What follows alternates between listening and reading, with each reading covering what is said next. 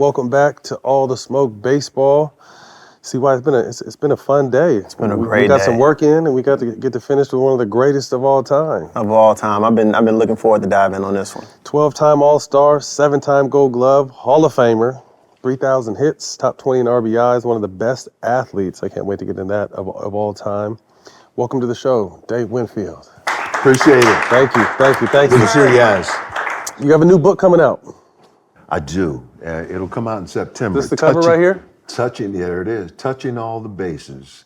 And I've had a lot on my mind, in my heart, and in my career. And you reach a certain time in life, you say, it's time to talk about this. Because there's so many years that I played, and you have a life away from baseball.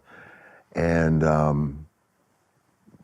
sometimes they play with your name, they play with your legacy, they play with, I got sick of that because I had battled too much for, your integrity, your legacy, the truth.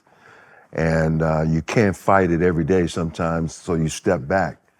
And I'll be straight with you guys, man, for many years, despite me having played well just about every year that I played, it was never easy. There were some of the hardest, toughest years of my entire life, on the field and away from the game.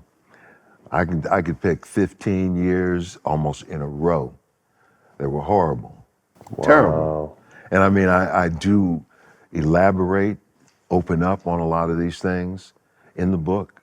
And I'll just mention that it's interesting, I'll be doing a documentary later on as well. I won't call them companion pieces, and I don't want them to eat up one another, if you will, cannibalize one another. But, it's time. You reach a certain age, you can talk about it. I can tell the truth. I ain't worried about it, fighting about it, reading in the newspaper. He said, she said, or social media, which didn't exist. Right. I got tired of driving down the street in New York, and you're looking at the newspaper stand. Winfield this is happening. And it's only one-sided too, and I think, not to cut you off, that's the one thing that I found out more in this baseball space since we've been doing baseball interviews was a majority of our guys, Chris, that we talked to, there was no social media. Right. So whatever the ball club had said about them, or whatever the paper had said about them, or if ESPN at the time had said something, we never got their side of the story. And for someone who had a little touch of trouble during my career, understanding what they put out about me and what actually happened, sometimes it's night and day. Sometimes they're spot on, but sometimes it was night and day. So what I found with the Kenny interview and some ED stuff we did, these guys really have a lot, and I'm excited too, because you already said you got a lot to get off your chest. So we're gonna get all that off your chest today, but I think it's almost therapeutic to kind of be able to speak your truth after all this time of having to hold it in. Even the landscape of the time that you were playing in, and the comfort that one would have even had to speak your mind in a certain time. So I guess my first question before we even get into it is, what or who helped you make this decision that it was time to put this all on paper? Thought about it for years. I had so much documentary things. There were articles. I had a friend gave me, it was almost like a library thing, large books, books this size that have all the newspaper clippings in them. And like when you stack them up on their side, they're this wide. Wow. It was like people look at this and they read this and they say, really? This is going on? This is happening? That was part of it. I tell you, a good friend of mine, and you guys know him, Antoine Fuqua. Worked with Denzel and everything. We know each other well enough. We've been friends and everything. He said, Dave, you got to tell your story. And this was around COVID time. And he was working on other projects. He said, but you got to tell your story. So he was looking at the cinematic part, not necessarily writing the book. But during COVID, it was, you're not hanging out with a lot of people. So, and I word process pretty well, quickly. So I downloaded 400 pages, without really having to refer to other things. I said, I just had to get it out. and then later on you work with people that bring it into existence. But just the other thing I have to say about it is like, sometimes you want I want my kids, I want my relatives, my family, future family to know, oh, this was Dad, or this was Uncle Dave, or this was grandfather Dave. This what he did, what he went through. So it's not somebody else's story, Right. it's his story. And even later on, I know I'll do the audio version, audio book, so people can hear that too.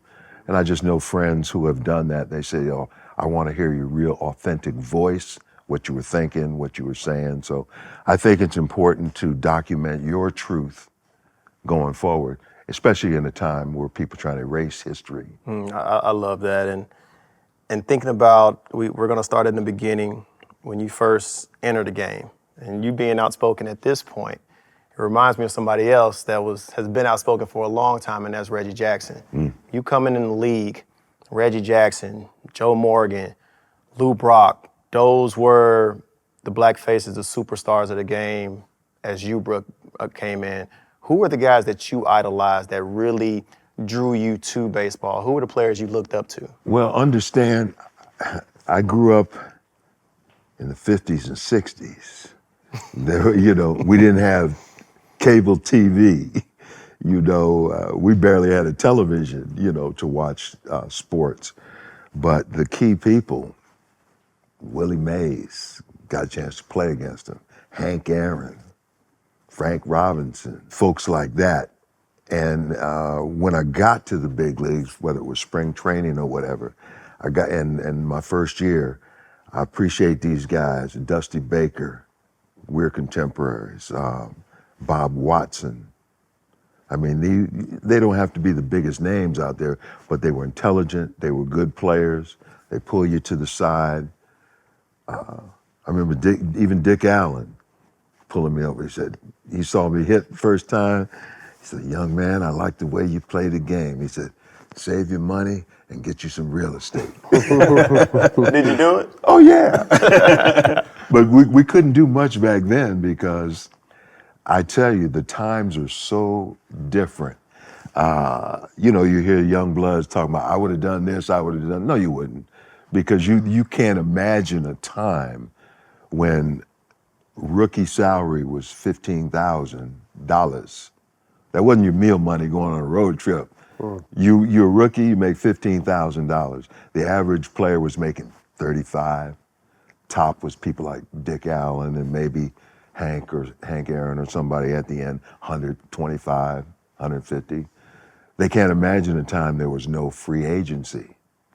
They can't imagine a time there was no arbitration. They can't imagine a time when your pension was pitiful, your medical was woeful. It was, you had to get a job in the off season. You know what I mean? You genuinely had to love the game. Oh, you did. You did. You genuinely loved the game. I love the guys who came before me.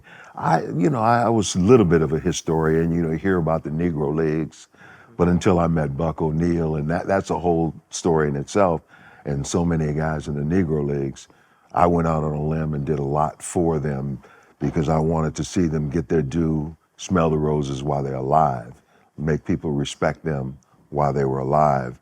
And I was able to do some really good things for them, with them, because I looked at that was like family.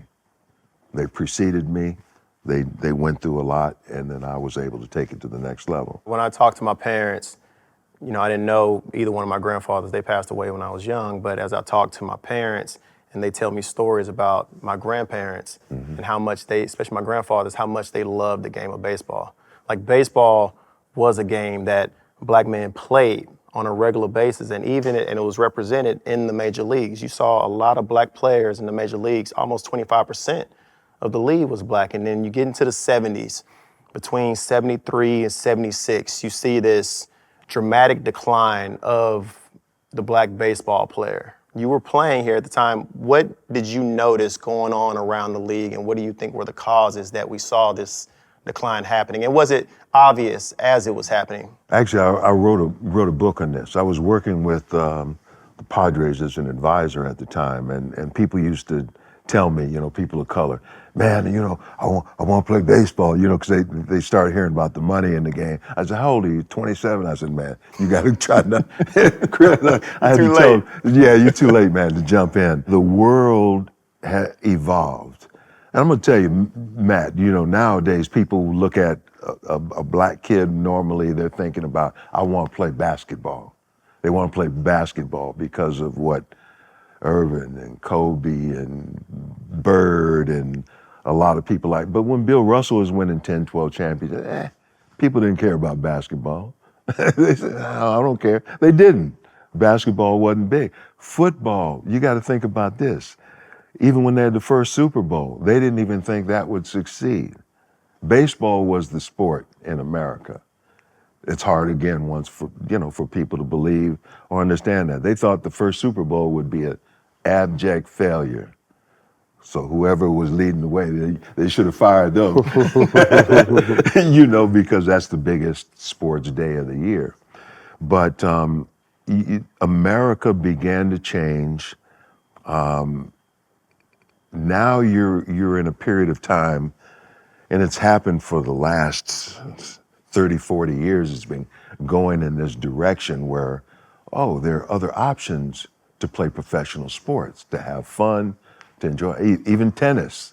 You didn't think about playing no tennis before Serena and, and her sister. And basketball, like I said, wasn't that big of a thing. Of course, there were stars, but you didn't hear about, again, contemporaries, Julius Erving and stuff. Dr. J, you'd hear about it, but it was more. The finals were tape delayed. You didn't get to watch the finals live. Oh, yeah. Yeah. Oh, yeah. So baseball was the sport. And now it's changed where it's pay to play.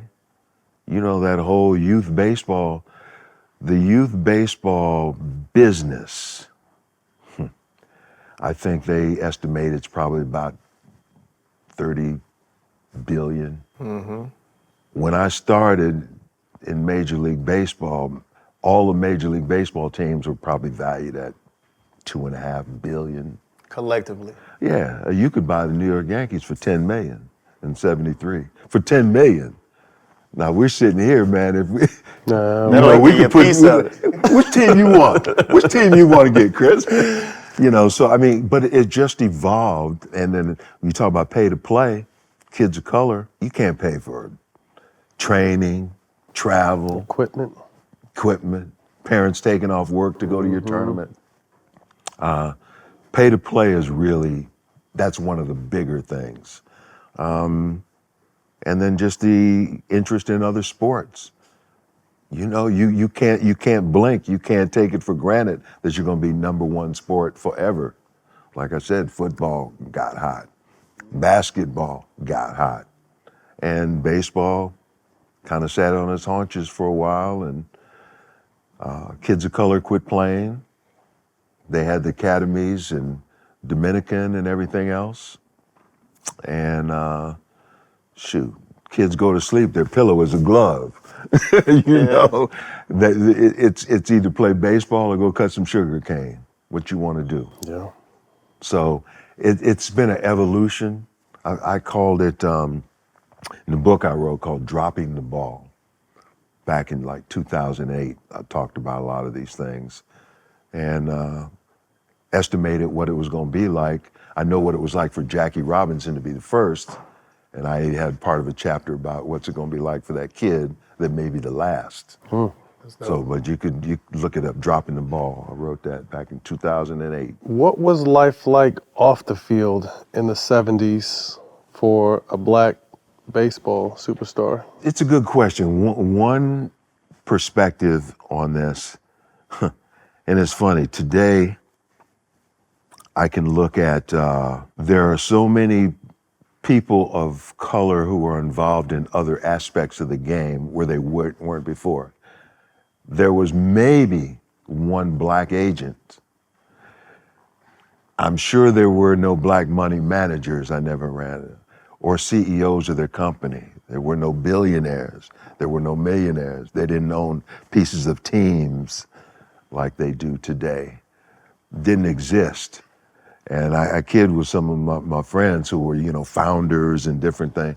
I said, man, you guys just didn't exist when we came up through the system.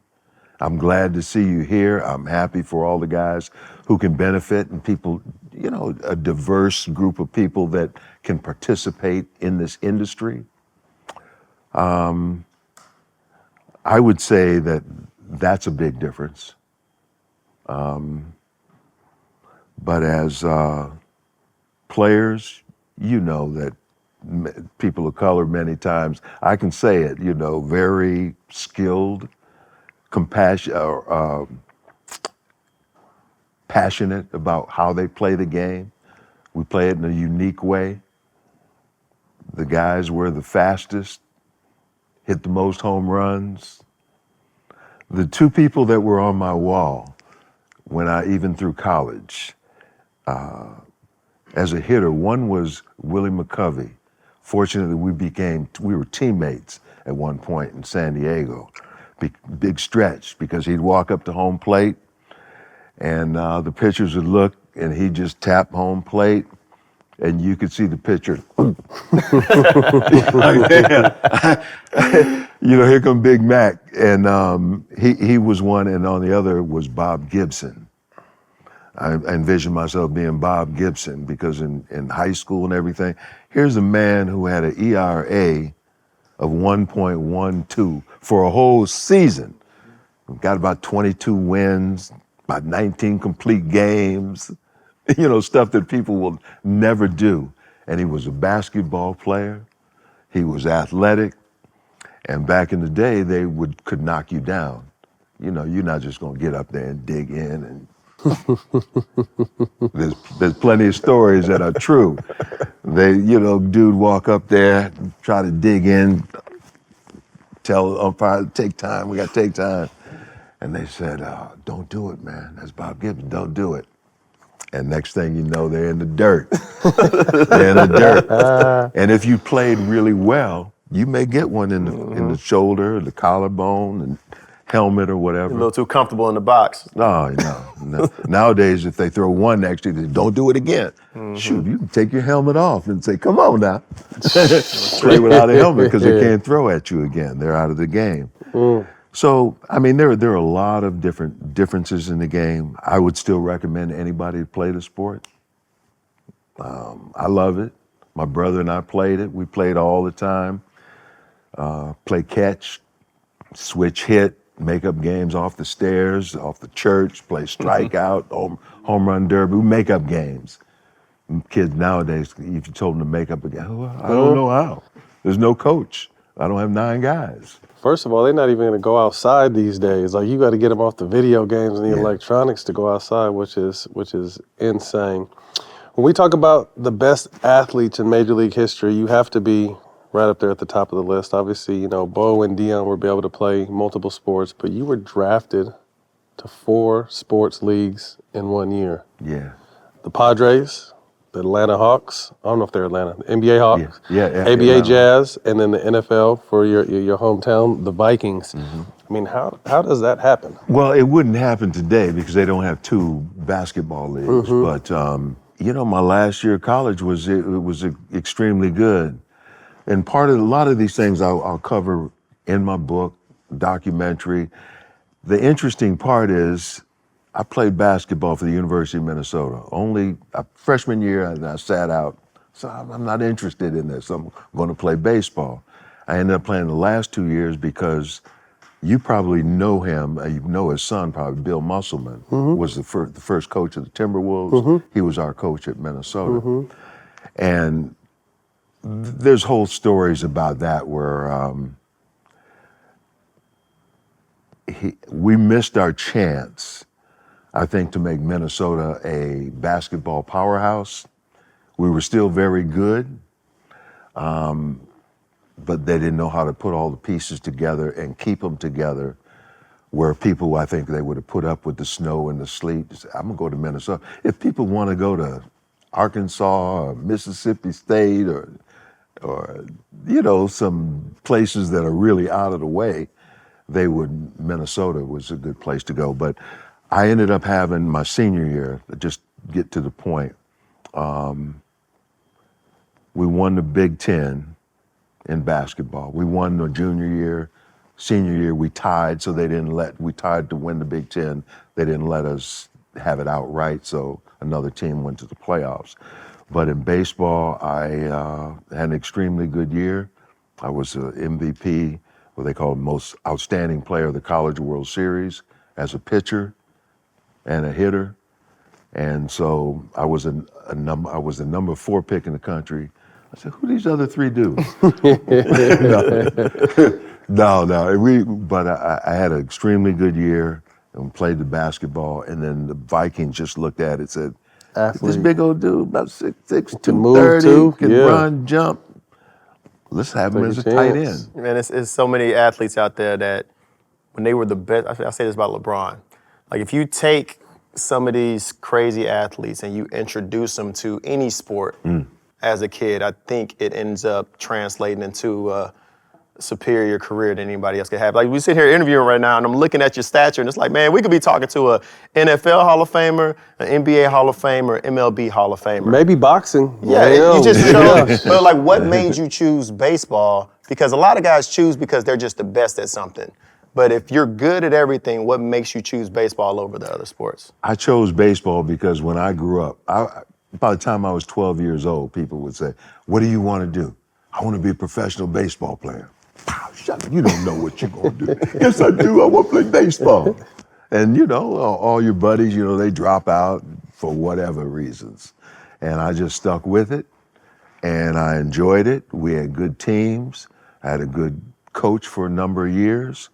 And I didn't know what the end result was going to be, but I just wanted to play professional baseball as a pitcher, but you play everything. Chris, you probably played everything too, but I was a shortstop, third baseman, outfielder, pitcher, whatever it took.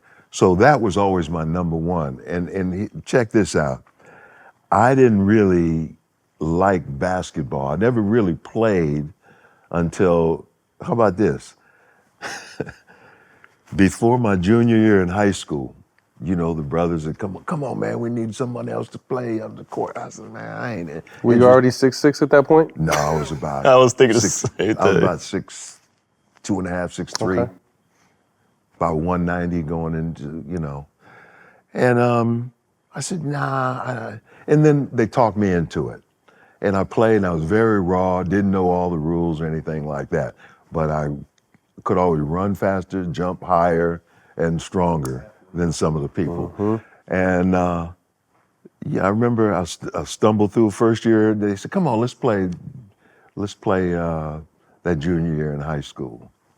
So I did. You make all city. Your game is rough. And then I had a good senior year. And that wasn't my thing that I wanted to do. It was always baseball. But even I said, I'm going to play one more year in college. So I played freshman ball with some of the guys from out of town. We were just good friends. And I played, and then I said, I'm going to sit out. And I wasn't going to play basketball anymore. And I'm trying to keep the story short, but we had an intramural team, all black intramural team. Soulful Strutters. I had a name too. That's right. Soulful Strutters. That's right. And we were champions of the school, and they kept bothering me, the basketball coaches. Come on, man, play. And so I ended up coming to, they finally talked me into it. They said, we give you full scholarships to that half scholarship you get. Right, baseball didn't get full That's scholarships, right. I said, okay, now you're talking. Yeah. And so I came to the team, and there's too many stories within that to go into now, but it worked out. Sometimes you go through that door, you don't know what's on the other side, and it works out in your favor.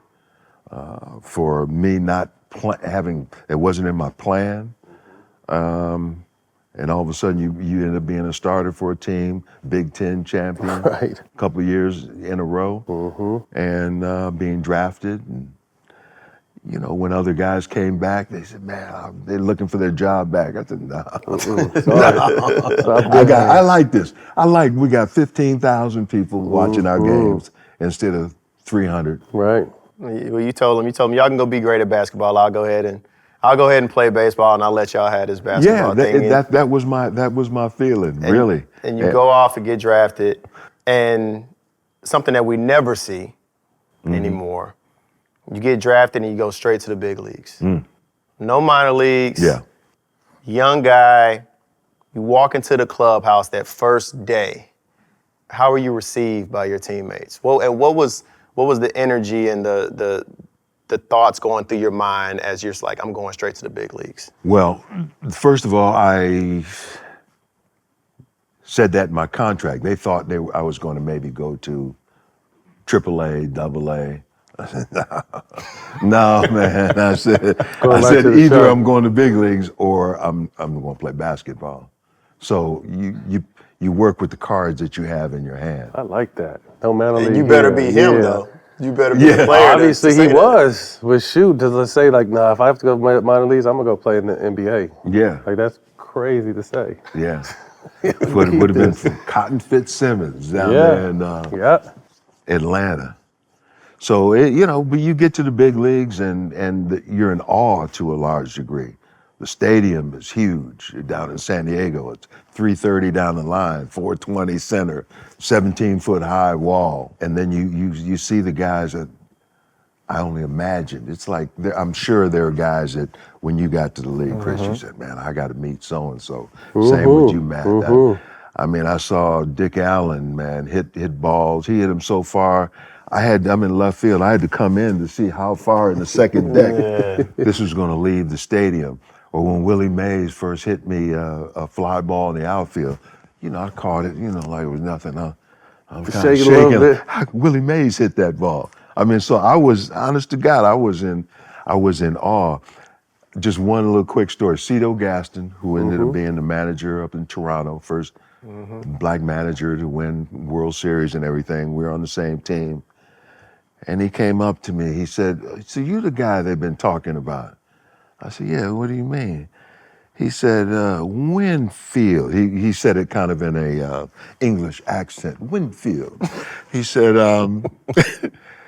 I can't believe it. He said, I said, what do you mean? He said, they talking so nice about you. I didn't know you were a black guy. Damn, that's how good he was. They were talking about, and I don't want to get, make this a whole thing of color, but we laughed about it and we became good friends.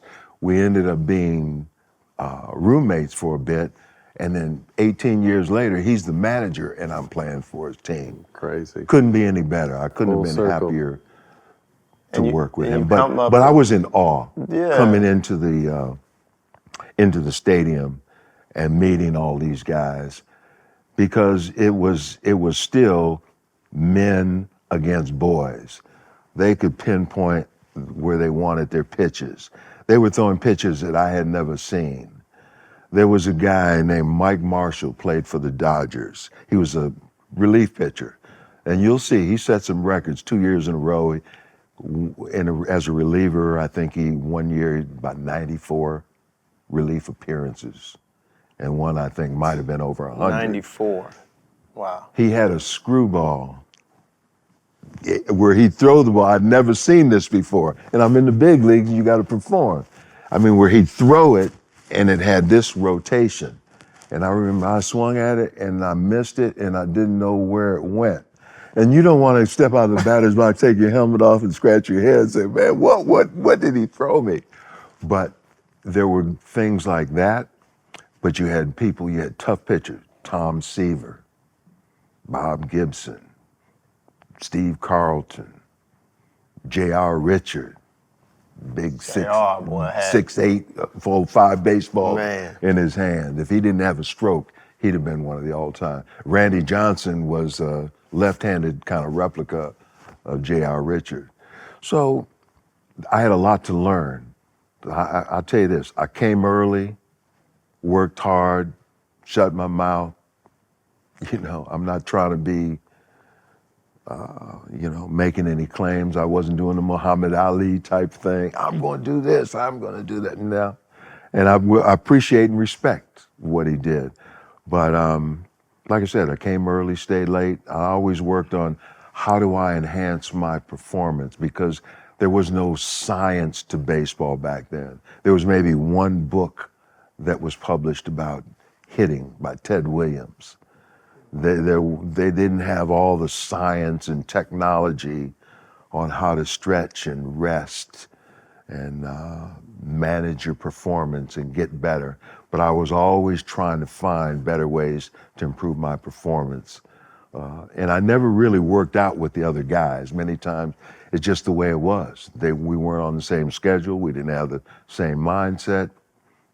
And that's just the way it was. I try to figure it out on my own. Yeah, speaking of that, we talked to Jimmy Rollins as well, and one of the conversations that stands out to me is when he got called up to the big leagues with the Phillies weren't rolling at that time. Right. And when you came up with the Padres were towards the bottom of the league. And when you're talking about how you were able to gain your knowledge, sometimes you had to lean on OGs from other teams. How did you work those relationships, and who are the guys on other teams that you made sure to lean on to try to help you acclimate to the big leagues? Great question. The bat that I ended up using was, I talked to Tony Perez with the Reds because he was an RBI guy.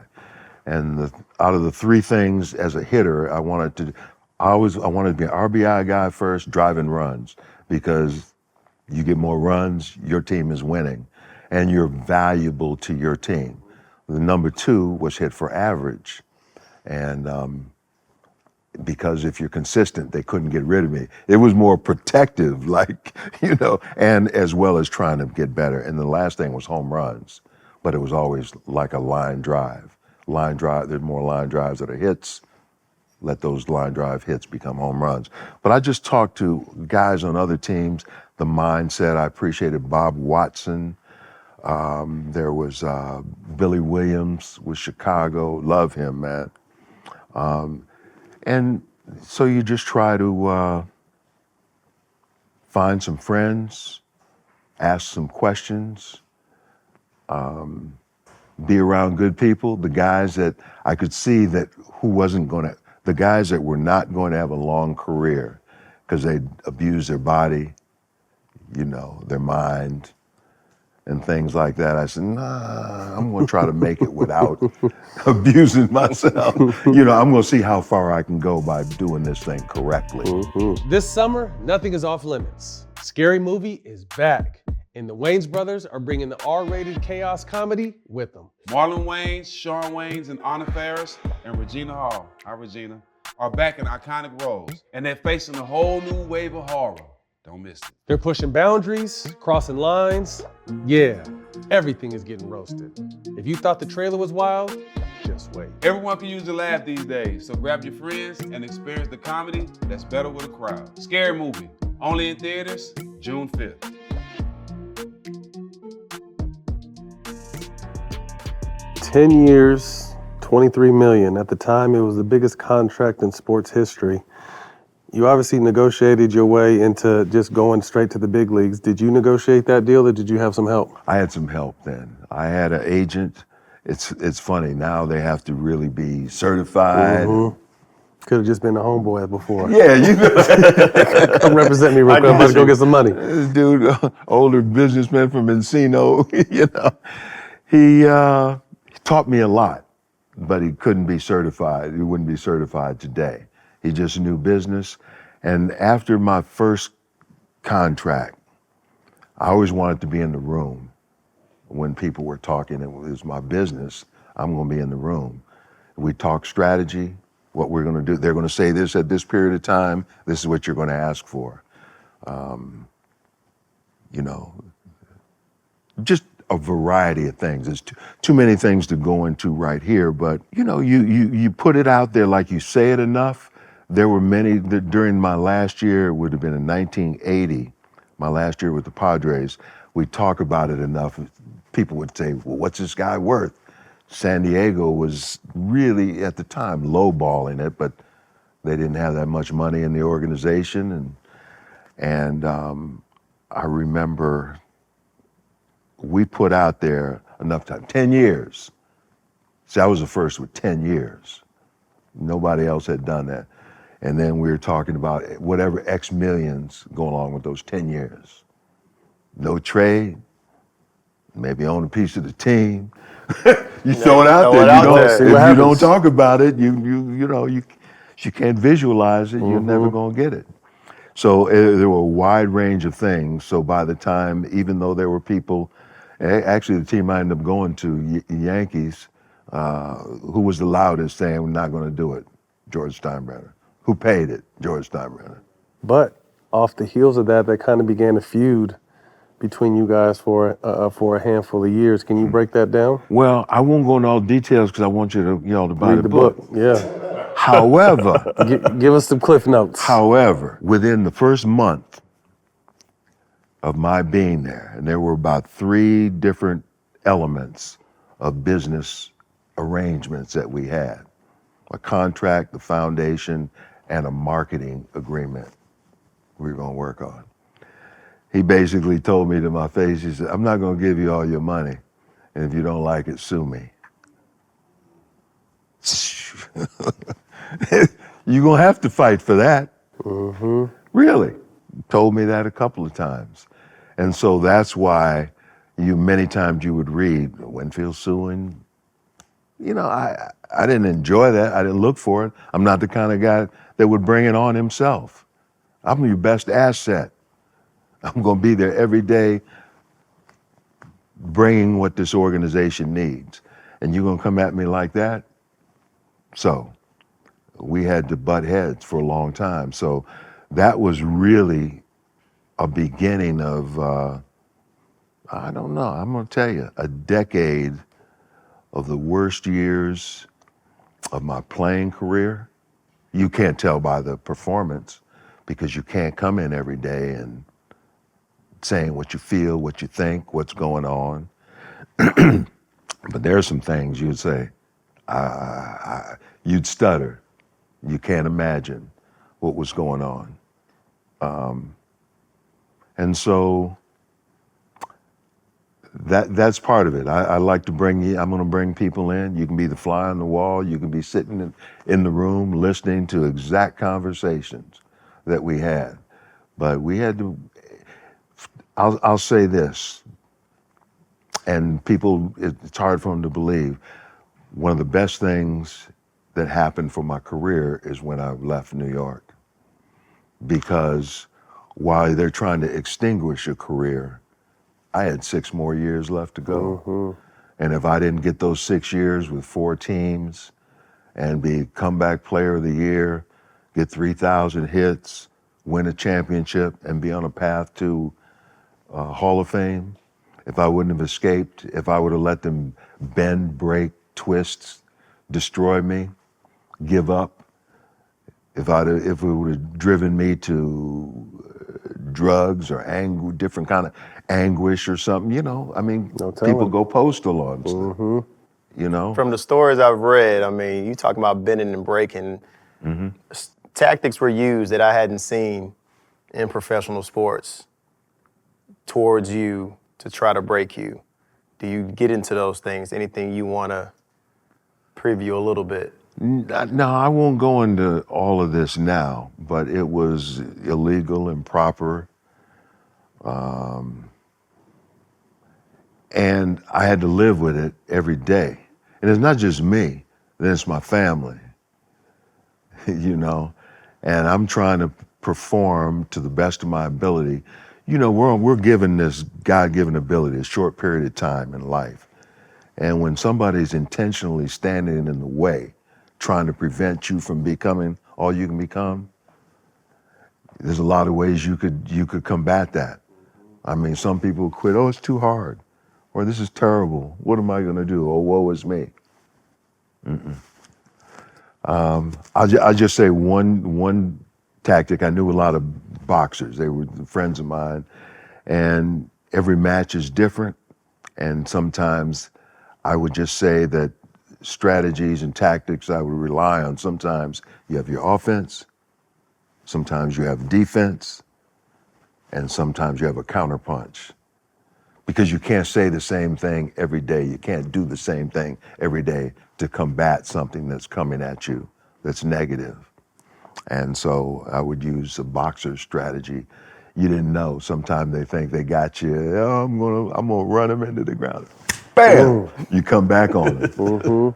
Sometimes you just have to rope-a-dope. You have to take it in, because otherwise people say, what do they tell LeBron? Shut up and dribble, or whatever, whoever they told it to. It was him. Things of that nature. So you can't talk about it all the time. Most of my friends, or the guys that I played with, and I was a player rep for the players for 16 of my 22 years, most of them will not know what was going on, because you can't even share this with everybody.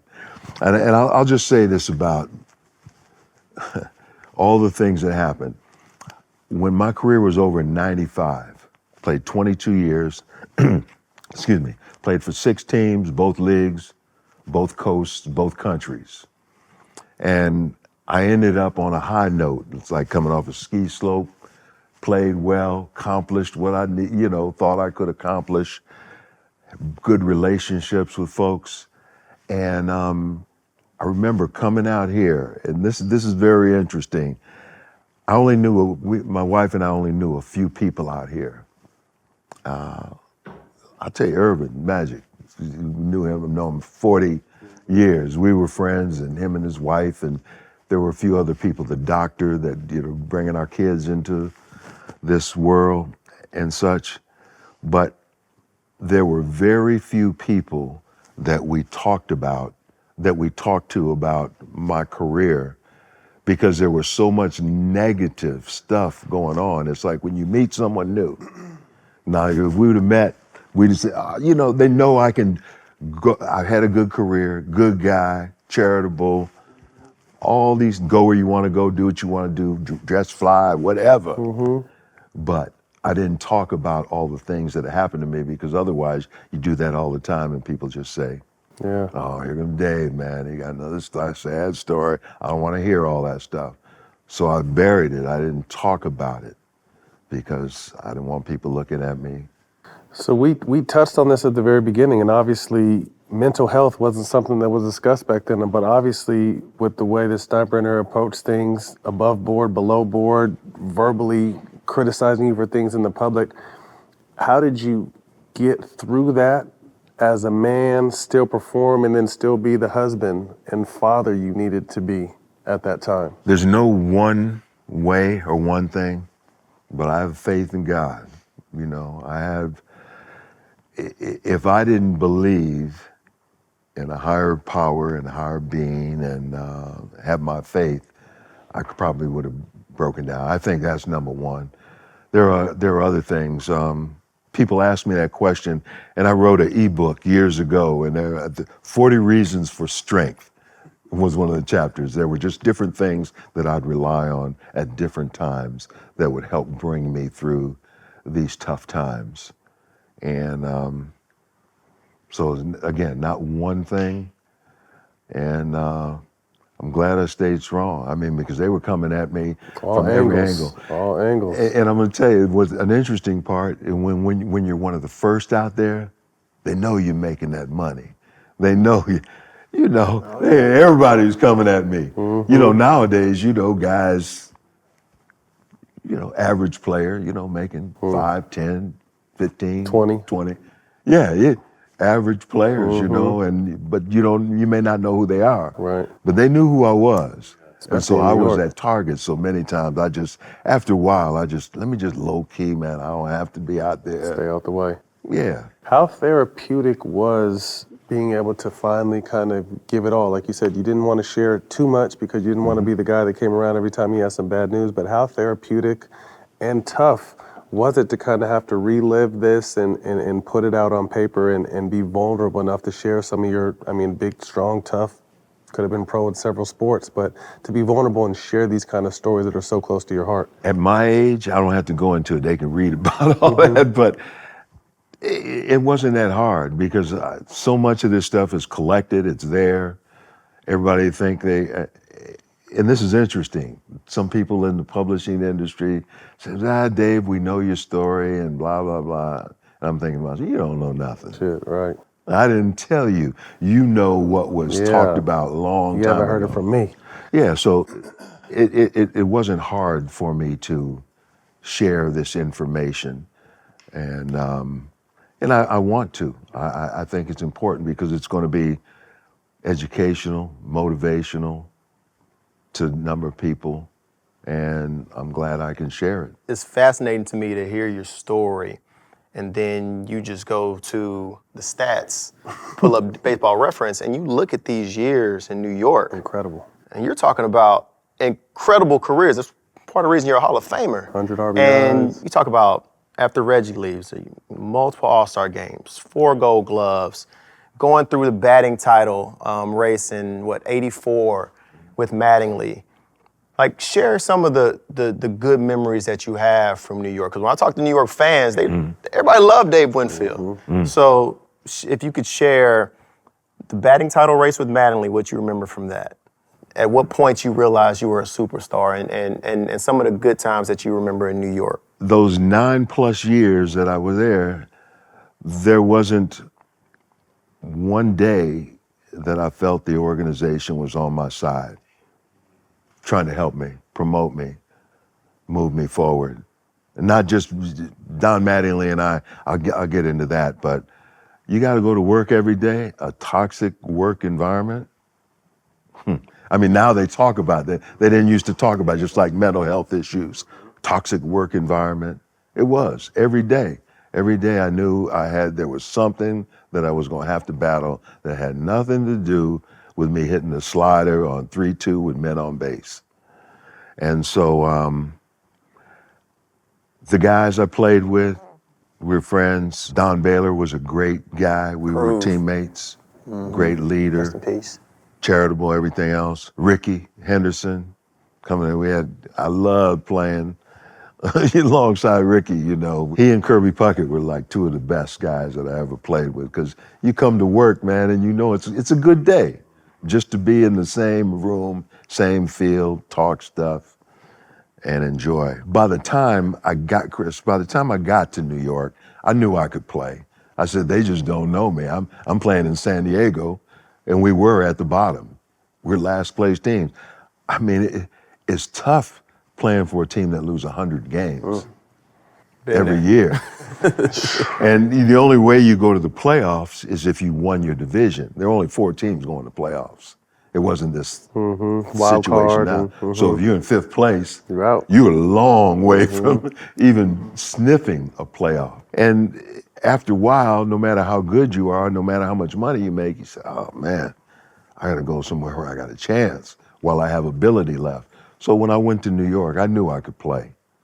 And I had no problem, being a starter, I was going to play well. I knew how to, hit 300, drive in 100, score 100, things like that, and get along with everybody and still be the player rep on the team, looking out for the other guys.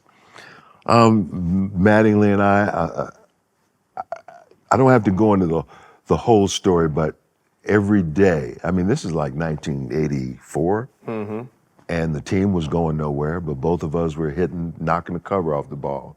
So that's what people came to see. 2 guys on the same team playing well, because we weren't even going to the playoffs. And it came down to the last day, and he got 3 hits, I got 1, and just let him have his platform for people to talk to him. Had I come out on top, I would have probably said something. I'd have probably had a microphone or 2 there, because I said, this is what was going on during the course of the year. But because you don't have that platform, I let it ride. Don Mattingly and I were always okay. It's not like we're buddy, but he was a young kid. I'm a little over 30. He just starting his career. And we were always okay. I never had a problem with Donnie. We're friends today. But, he happened to come out on top that day. Everybody thinks they know the whole story. But, I mean, there's some things that happened during that year. I almost don't even want to go into all of in my whole book isn't negative at all. There's things about it is not just all negative. But I'll just tell you, there were things that happened that year. You say, I can't imagine.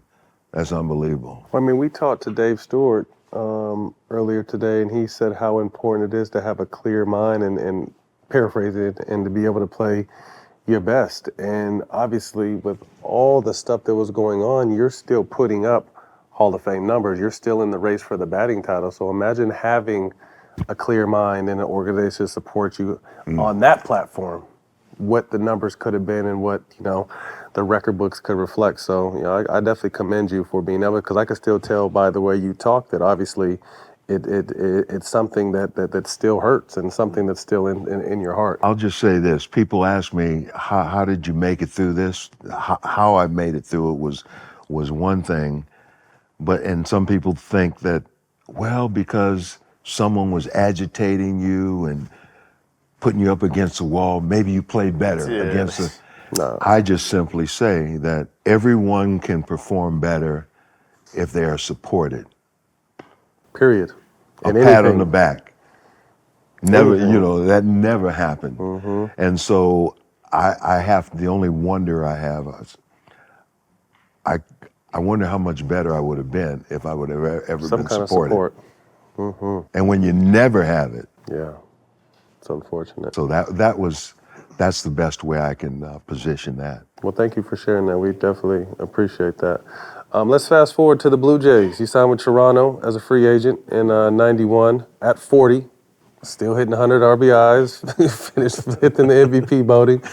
I mean, how do you keep your body? Obviously, we talk about your mind and what you had to do to focus, but 40 is 40.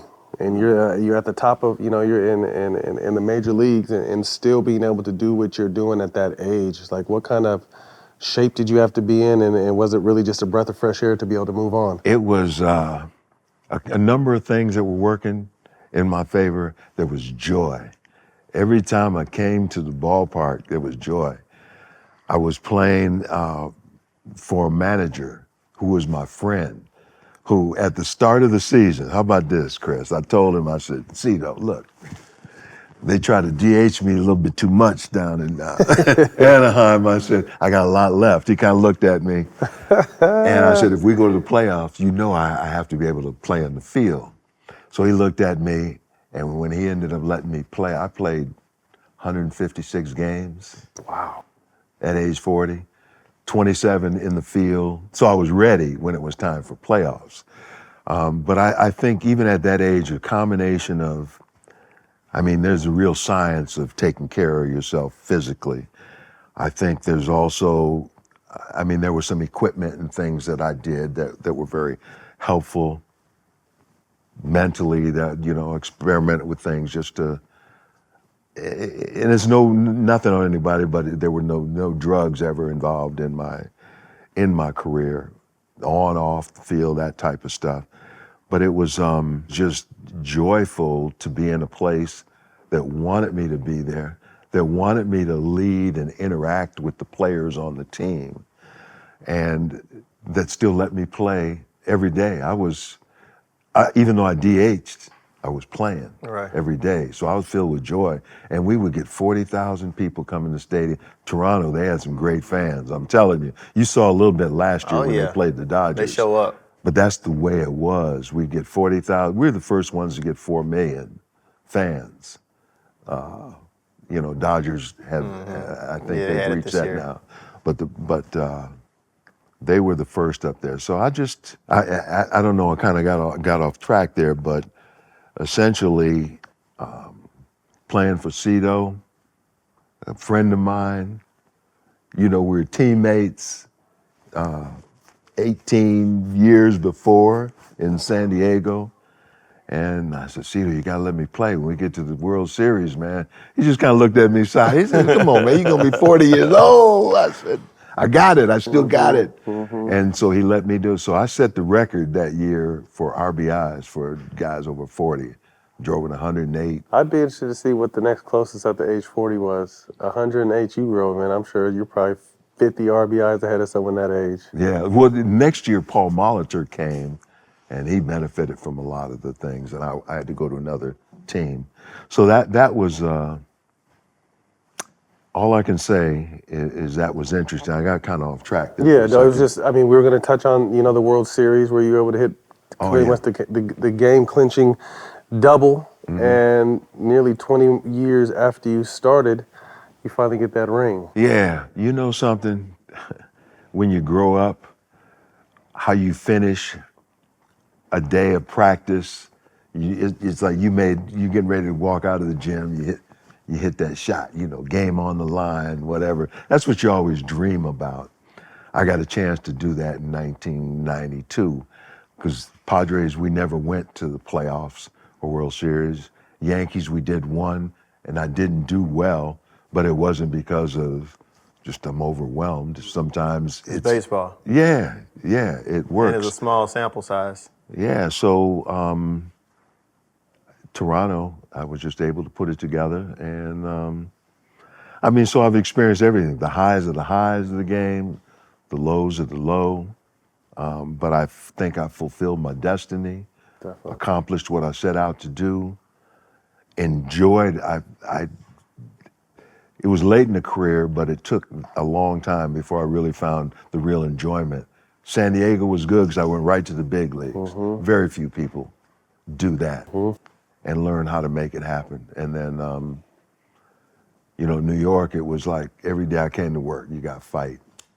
You got to fight, and not for you, and not trying to help you, trying to mess with your money.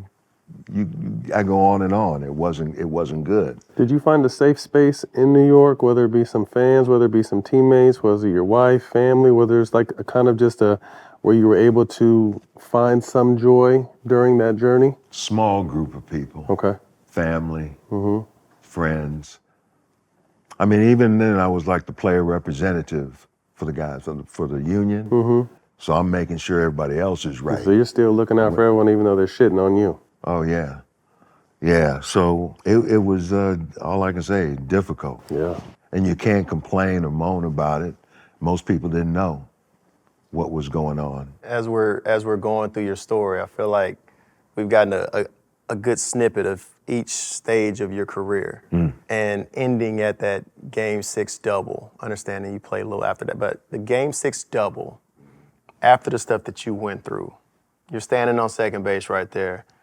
Like, you had to remember it like it was yesterday. What's going through your mind from everything that you went through to come through in that moment for the squad? You're right. It was visceral. I had to really go. Who's that guy? Who's that? Devon White. No. I'm talking about the guy at bat. Oh, yeah. Like this moment, though, like when you think I'm about 40. your career, bro. 40 right there? 40. I think. And they left this Charlie Lee Branch in there, and it was either going to be a changeup away or try to come off the plate, come in on me, and I'm just trying to stay loose. Devon White's on the move. Alomar comes in, down the line, is rattling around in the corner. Is that Ron Gant? Yes. Yeah. And I remember just standing on second base. It was almost like, brings me back to when I was a youngster playing the game, the love of the game, the competition. Just everybody was excited.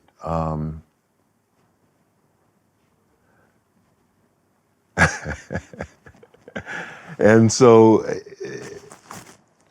that was a culmination of that year. And one of the highlights of my career. I did everything. You make all-star teams,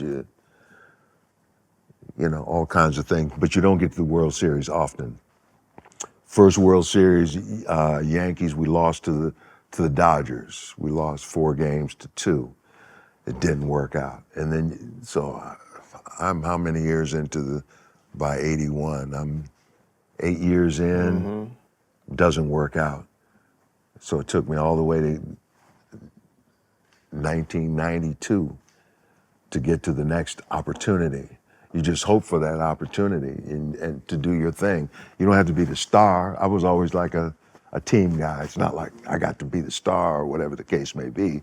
We win as a team. But that was a great group of guys, man. I'll, never forget them. You're inextricably bound For life. together forever. Yep. I'm genuinely happy that moment happened for you.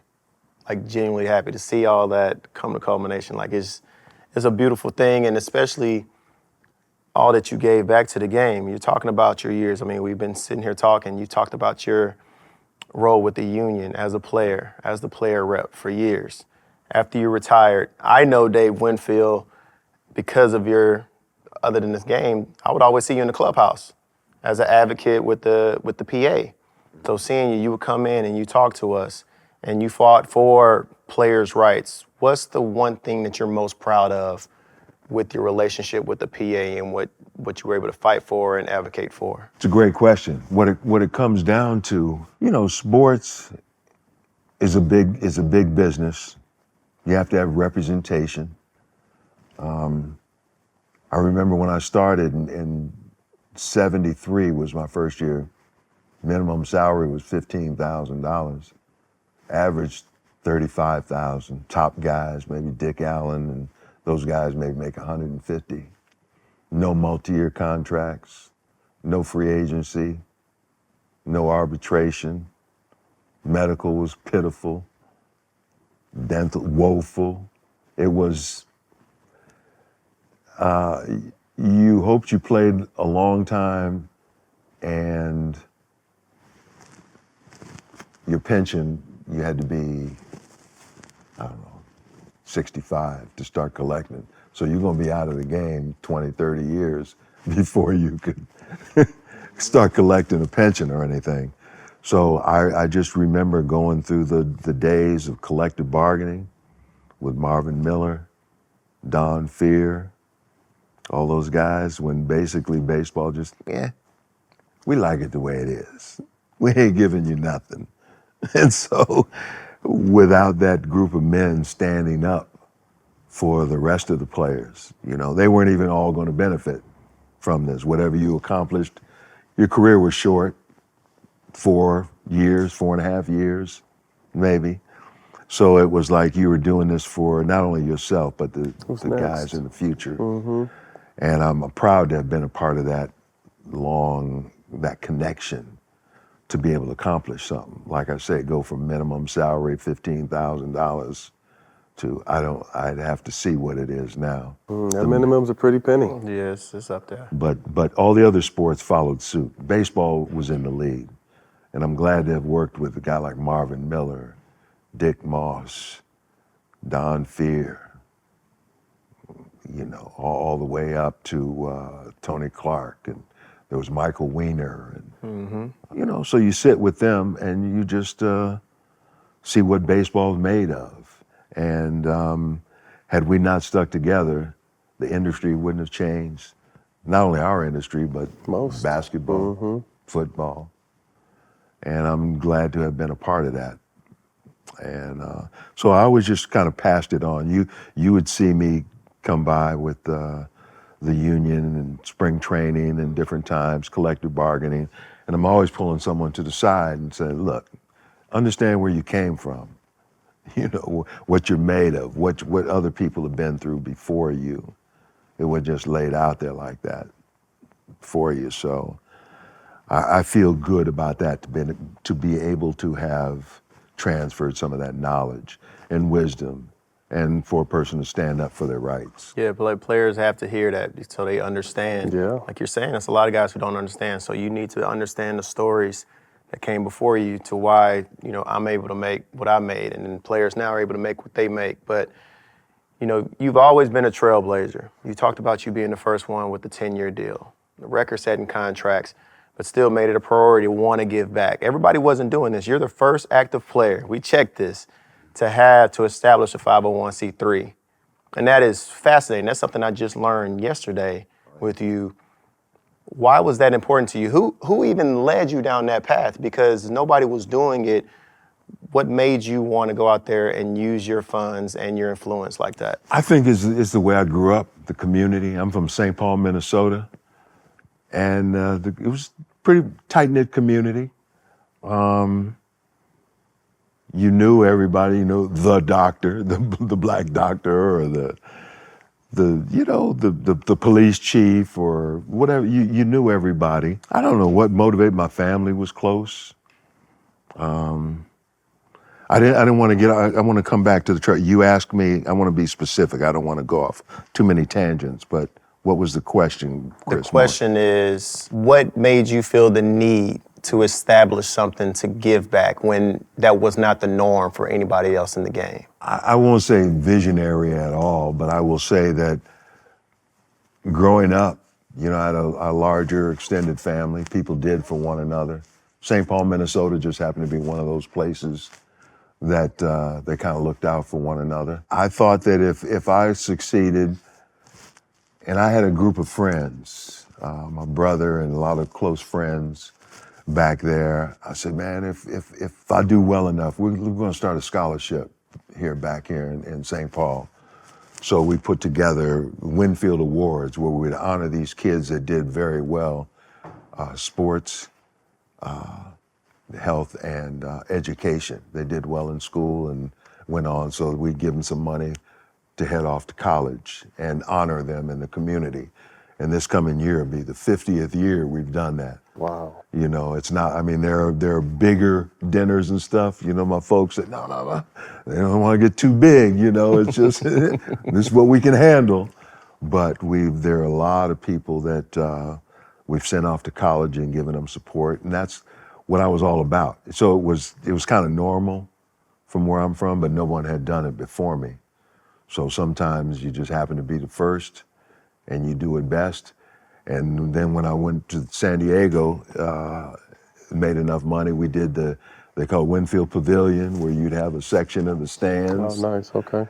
And then we got kids medical attention, Scripps Clinic. We took them different places. So I was kind of like a Pied Piper, where people say, Winfield, man, he's doing some good stuff, man. Yeah. So with the kids and the families and the communities, the first All-Star game didn't used to be like it is until it came to San Diego. And I had my hand in this. The All-Star game, we used to just go, my first one was in '77 in New York. You just go, there was a commissioner's luncheon, they give you a painting of all this. And they didn't even open the practice, it was only open to writers. And there wasn't all the festivities. And they came to San Diego, the next year it was been my second All-Star game. They said, Winfield, what are we gonna do, man? We want to go to the game. I said, I don't know. And then I just put it together where we asked the Padres, will you open up the stadium and let them watch us take batting practice and stuff? It had never been done before. And I said, we're gonna have a big party for all the kids in San Diego. And so I rented a hotel in Mission Valley. So we had music, we had food, we had players come out, sign autographs. And then they opened up the stadium and let all these people, there were 7,000, 8,000, I'm sure, that made their way into the stadium and they watched batting practice for free. Interesting thing. And we laugh at it now, but because you see all these festivities, you think it was always there. No. Didn't exist. And so they had a batting practice, and we had an old coach, had these baseballs that traveled really far. They really traveled extra far because they used to have games with celebrities, and they wanted the ball to at least travel. Have some jump. So we mixed them in with the batting practice before the game. Man, we were Outta hitting here. the second deck, out the door. And then American League is looking like, damn, these dudes, look who we playing. So we were killing the ball. So we did things like that. And then later on, you see them start to adopt the things that we did in San Diego. So I had my hand in all that. It was 1978. And then from there, it got more. Okay, we got the luncheons, we got this, we got the fan fest. Didn't exist. So you were a visionary. You just don't want to take credit for it, but you were. I'll take credit for that, because otherwise someone else is going to take credit Right, for it. there you go. I wanted to ask you about two players you mentioned earlier before we get out of here. Two of my favorite players, Kirby Puckett and Rickey Henderson. As players, I want to hear about them, and then obviously off the field. Two of my favorite guys. Kirby, there is nobody in the game that disliked him. But if he's going to score a run and you're in the way, he's going to Run you over, yeah. It wasn't about physical fitness. He was rotund, he was round, he was like a bowling ball, strong, big old calves and everything. But he'd bring out a bag of Mike and Ike or some candy. candy. We're sitting there, and we just kid around before the game and stuff like that. He said, "Man, I can't stretch. How am I going to stretch with these bowling pin legs and stuff like that?" But he was great. If you weren't playing well, he said, "What's wrong with you guys?" He said, "If you're not ready to play today, jump on my back. I got this today." And he's all about what, 5'6", 5'7" he was? Yeah, he was. Yeah, I'll have to look. He was little. Kirby was but, little, wasn't he? Kirby was strong. You have to look up his stuff. But he was funny. We had fun.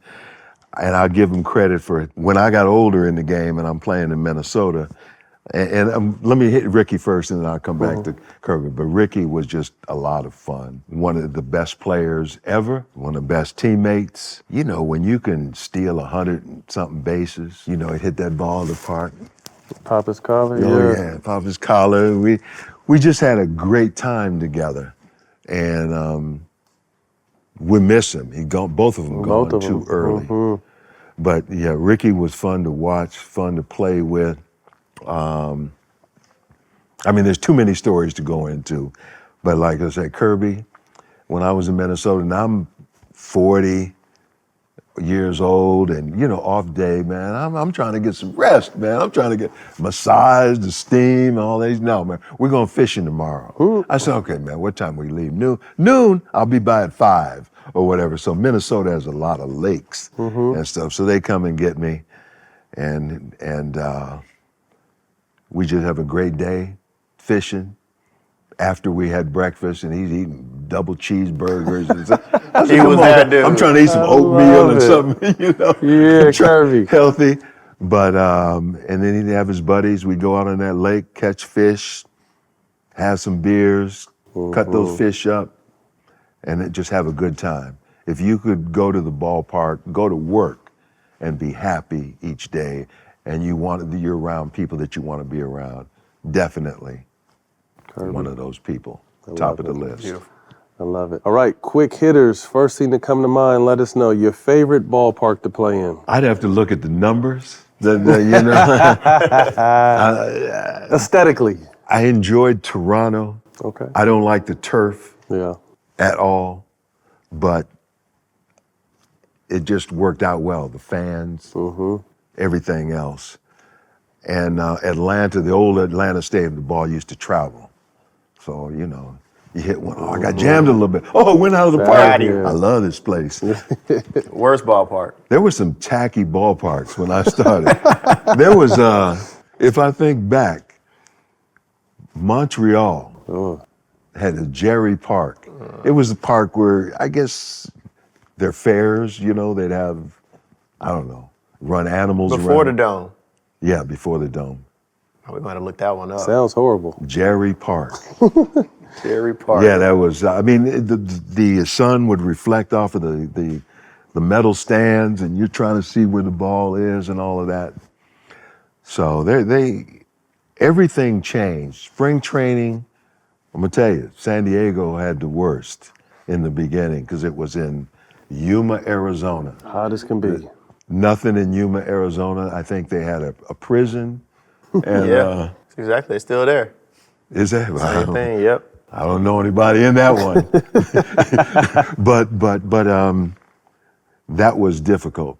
Even a single man, you tell your girlfriend or something, you want to come visit spring training? I'm going to wait till you go to Montreal, So, okay, I remember that. Smartest pitcher you ever faced? A lot of smart ones.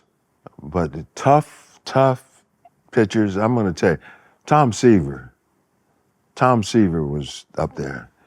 Bob Gibson, I'm going to give these guys, high marks. Because Gibson, this was a brother who, didn't take no stuff. And he had good stuff pitching. He was athletic. Throw it at you? Yeah. If you want to come out there, you might be in for you might think twice. Yeah. He had some, but those guys, I'm going to tell you, even at the end, Tom Seaver had that I'll tell you, he had his the aura and accomplishments, and he was on his 300th win. I mean, we're going at it. I'm up batting, men on base, and then he ended up striking me out with a changeup later on. He said, "Man, you think I'm crazy? I ain't gonna throw you no fastball. I'm 40 years old, man." But things of that nature. But I was fortunate. Listen, guys, to play in an era of great players, and went on to the next generation. I mean, when you can say you played against Henry Aaron, and you played against Tom Seaver and Bob Gibson and Lou Brock. He was one of the smartest base stealers that I ever had, and played against. And there were 18, 20% African American playing, so you had confidence, and you could walk into the locker room, and there were people who put their arm around you, and they shared with you what to expect, because I didn't know anything coming from University of Minnesota straight to the big leagues. And there was too many things I'd never seen before, and I appreciate guys like Willie McCovey putting his arm around me. He said, "Come on, you sit with me on the plane," when I should have been sitting on the wing or something, you know. When you're a rookie, you don't know nothing. They used to do you guys wrong. And I'm sure they did, you know, there were guys that looked out for you too, Definitely, man. definitely. Chris? Oh, absolutely. I had plenty of guys look out for me. Who had the kryptonite, nastiest single pitch that you faced? Fernando Fernando Valenzuela Fernando has some Mania. nasty stuff. He's looking up at the sky, and you don't know if the ball is going this way or that way or this way. He for that period of time, He was tough. 20 years old. yeah, he was nasty. Yeah. You know, you're facing guys like Nolan Ryan that are coming at you. You know, he's throwing 100 miles an hour, and he's in Texas. He said, "You in my territory. You in Texas. I do what I want to you." Basically, that's what he's saying. Yeah. Because don't be digging in too much. You might get one in the neck. Coming at you. Crazy. And that's why I had to go out and get him one time. You know, I said, I ain't going there. I had to go out and get him. You can look up some videos. I was about to say, we got to find that. I need to see that. Oh, yeah. Funniest teammate. Kirby was up there. Was he? Yeah. He was a lot of fun. Rickey Henderson, too, was a lot of fun. Rickey was, you know, we had a lot of good times. I'd say those guys are, Right up there. yeah.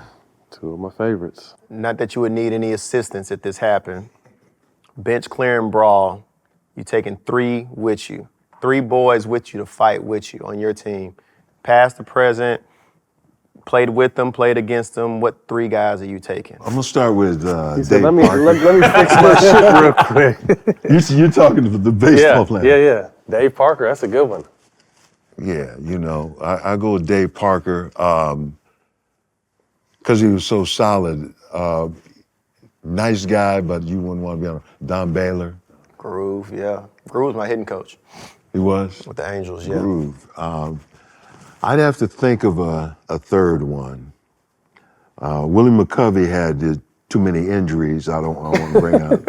He had, his knees were bad, but so, you know, people like that. We had a. I want to see this. Oh, you want to see this? Yeah, well, we got a minute. You got to See, that was the third time. That was the third time in that day. game? That day. That day. Yeah, that was the third time. I said, man, come on now. Yeah, you try to take his head off. Oh, yeah. You came with something. It was something. Oh, yeah. Boy, it was something on that right. Oh, yeah. He took a punch at me, and I realized that, Bro, when you see that right come across, it's like, Oh, yeah. ooh-wee. And he got some length on it, too. And you know, the boys on the team, they were getting on me because he knocked me down 2 times before that, really, you know, undressed me. And I said, man, You if gonna you let him do do that that? one more time, It's you on. ain't gonna do anything, man. you know, they get. So they gassed That's okay. you up, huh? All right, we'll see. So I had to go out there and get him, but That's funny. yeah, no. I only had to do that a few times, the guys. Well, I hope 6'6", 230. But I don't know, man. We covered a lot without giving away. Yeah. Even there's a lot of stuff in the book. You know, the union was very important to me. What we accomplished protecting the rights and advancing the rights of the players. That was always important to me because I'd seen it with family who worked at places, whether it was the railroad or teachers union, that you had to have an organized group looking out for your benefits. So I was always a member of the union and a representative. No matter what else I was doing, I was making sure that I'm going to educate the other guys. This is what's going on in the league. You need to educate yourself. You need to attend this. You need to participate. Because this is where it started. You had nothing. And they weren't going to give you anything if you didn't know what you were asking for, looking for, what was capable to be obtained. So I was always a staunch member of the, players union. When does that drop? Touching all the bases?